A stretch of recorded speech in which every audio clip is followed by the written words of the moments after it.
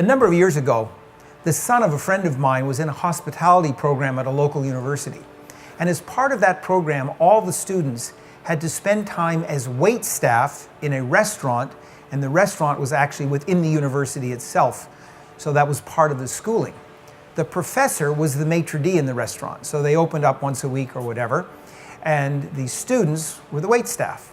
Well, one particular evening, this son was serving an individual who ordered quite an expensive bottle of wine.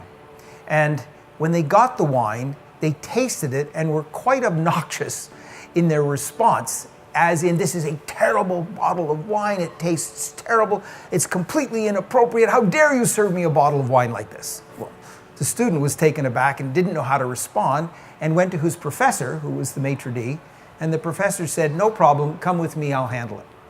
The professor went to the irate guest and said, sir, I understand you're not happy with the wine, may I taste it?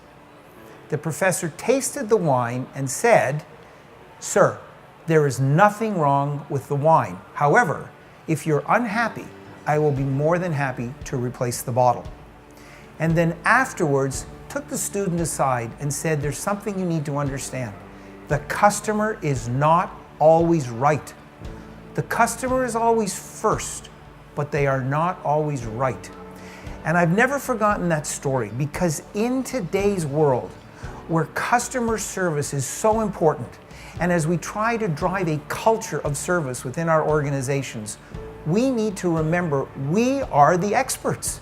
People come to us for our product or our services, and they expect us to provide something of value that they don't have. We are the experts, but we cannot be arrogant in our expertise. We cannot be overbearing in that.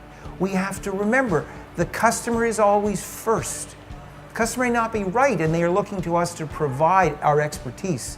And there is that blend between serving the customer and putting them first, but bringing our expertise to bear and not compromising on that, because the customer is not always right.